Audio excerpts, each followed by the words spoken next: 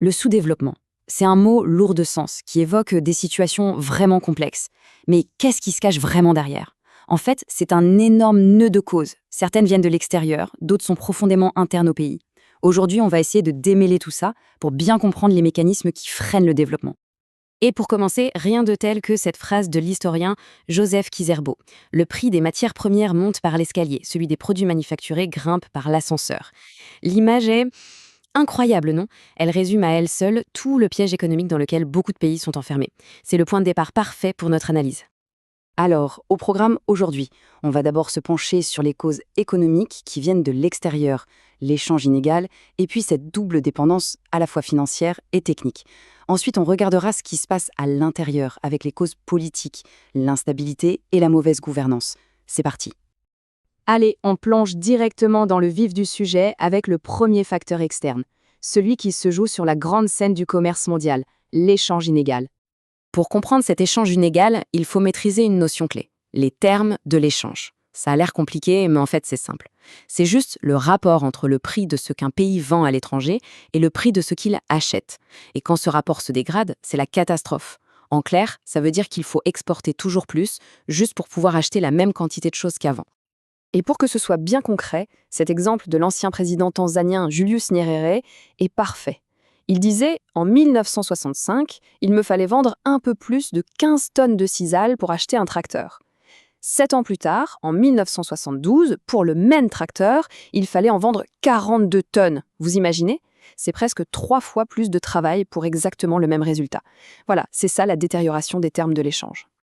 Mais alors, pourquoi est-ce que cette situation dure? Eh bien, c'est un cocktail de plusieurs facteurs. Il y a le manque de technologie sur place pour transformer les matières premières, ce qui fait que les pays n'ont aucun contrôle sur les prix mondiaux.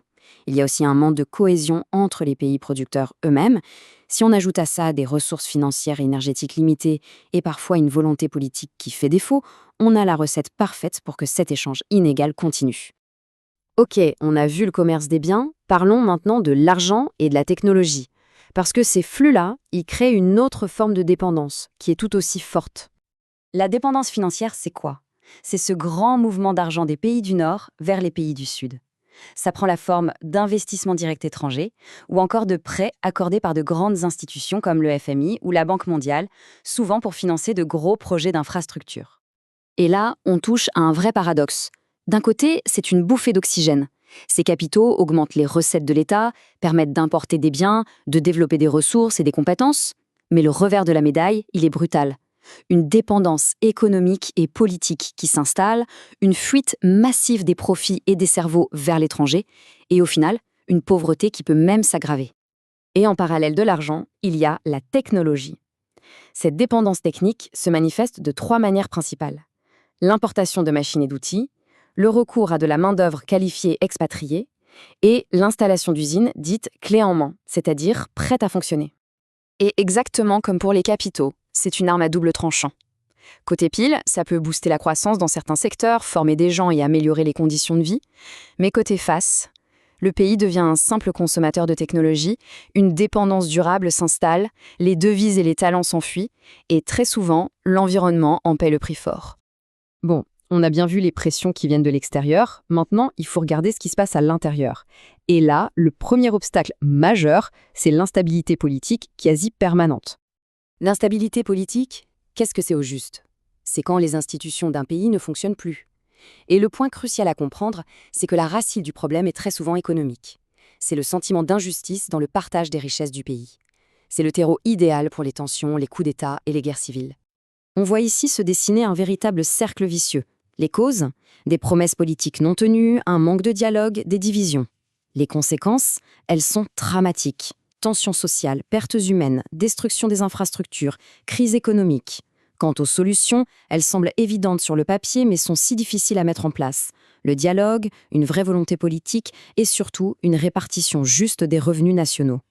Notre dernier point est en fait intimement lié au précédent, car l'instabilité est souvent le symptôme d'un mal encore plus profond, la mauvaise gouvernance, ce fléau qui paralyse toute une nation de l'intérieur. Premier visage de cette mauvaise gouvernance, le plus évident, la corruption.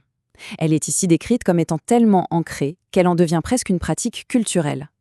Deuxième symptôme, qui va avec le premier, l'impunité. C'est cette idée que les lois existent, bien sûr, mais qu'elles ne s'appliquent pas à ceux qui sont au pouvoir. Un véritable poison pour l'administration. Troisièmement, une conséquence logique. Le détournement des fonds publics. La mauvaise gestion, le gaspillage de l'argent de l'État, tout ça devient la norme. Et enfin, qu'est-ce qui permet à tout ce système de fonctionner? Le manque de transparence. C'est le voile qui cache le gaspillage et le pillage des ressources et qui leur permet de continuer en toute tranquillité. Et tout ça, ça forme un système. Les causes, des institutions faibles, des constitutions modifiées selon le bon vouloir du dirigeant, mènent à des conséquences désastreuses. Restriction des libertés, dictature, stagnation économique et les investisseurs qui fuient. Les solutions, elles, sont fondamentales. Il faut respecter la Constitution, combattre la corruption et l'impunité, et surtout garantir une alternance politique pacifique. Alors, qu'est-ce qu'on retient de tout ça? On a vu des pressions économiques qui viennent de l'extérieur et des blocages politiques qui viennent de l'intérieur. Le point crucial, c'est de comprendre que ces deux aspects ne sont pas séparés,